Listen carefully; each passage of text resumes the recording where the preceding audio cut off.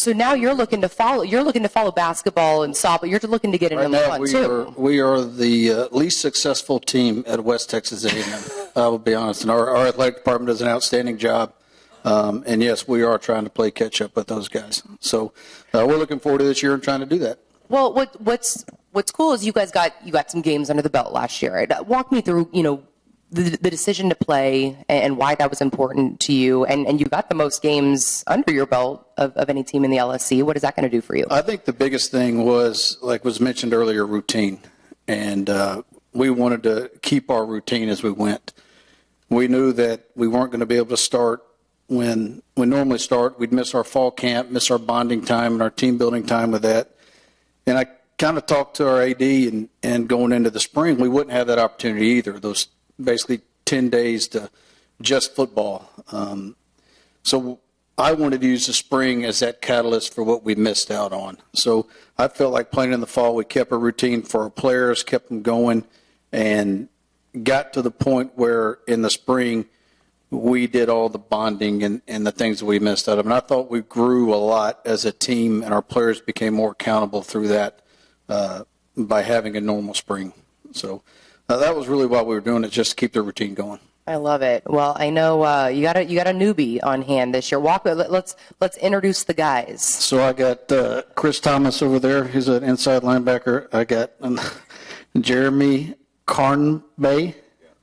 He's from Portales, New Mexico, and I lost a bet and had to bring Nick Gerber coming in here. So I brought them here because Nick is our quarterback, and he's been a leader for us the last 2 years. And then Chris is a leader for us on defense that started for 2 years. And then I brought Jeremie because he's the guy that came into our program as a transfer and really bought in real quick. And throughout last fall and the spring, I thought he's been really good for the growth of our football team and being a leader, being where he needs to be, and not only saying the right things, but doing the right things.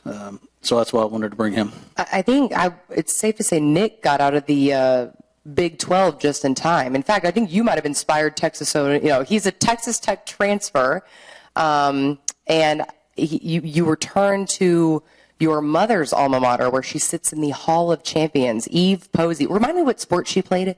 Volleyball. So she is a WT Hall of Famer on the court. Did that play any part in your decision to transfer to WT?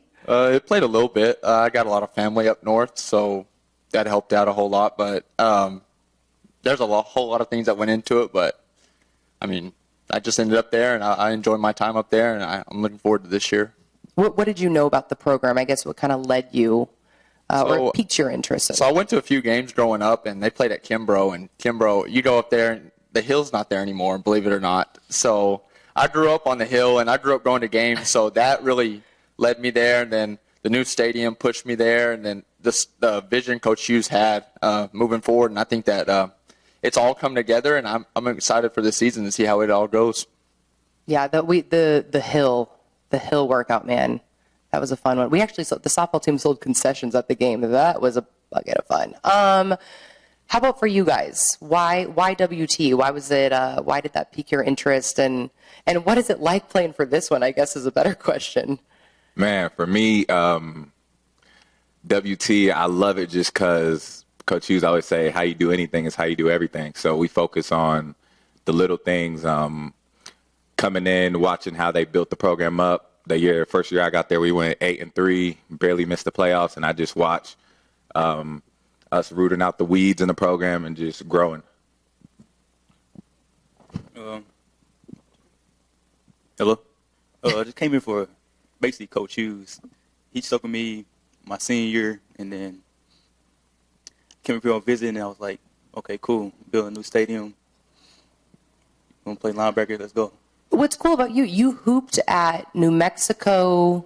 You hooped at New Mexico Military Institute, correct? Yeah, my first year I was in that conference. Yes. And then you went to Eastern Arizona College. So, I guess walk me through that. And then, Man, it was crazy. Coming out of high school, I played basketball a lot. I liked football, but I loved it. I didn't really love it like that. And my first year I played at New Mexico Military Institute, and the military lifestyle was just different, and it tested really, did I love basketball, or was this just something I just love scoring and stuff like that? So God led me to go play football. I ended up calling my high school coach, and he got me in contact with some coaches, and I went up there, played in a triple option offense. Then the whole Arizona program shut down, and WT gave me a call, and I didn't think I was going to be in this neck of the woods just because I lived in Portales for a little bit, but it was just good coming back, being close over there, being able to guide my little brother who actually now plays at Tech. So it was just a blessing in disguise, and WT valued me, and yeah. Well, maybe you could give Coach Hyatt a rec on eating stops and where does he have to eat in Portales? Man, breakfast burritos, go to El Rancho, and he's like, done that. Been there. Yep, I love it. Go get you some off-ups. See, I'm not alone. So you hooped at the Institute. You are majoring in nursing. Which my sister's a nurse. I call you guys are angels on earth. Especially, really, truly, especially this past year, if anything, I just have a newfound appreciation for that field. I'm curious to know what area you're interested in studying or what you want to do with that degree. Well, eventually I want to go into ICU. And then eventually after my 2 years, do travel and nursing. I love it. That's hey, listen. I should have went that direction. Instead, I went this one, and here I am. It's funny, our nursing program, they'll get in touch with me, and Chris will get in touch with me about classes and them overlapping with practice. We practice in the mornings, and he actually this spring was doing clinicals. And so I said, man, you've played enough football. You know exactly what we're doing. Do your clinicals, and we'll catch up on everything. So I think it's a great field for him to go into, and I think he's really one of the only male students in the nursing program. So he's kind of leading the way in that direction as well.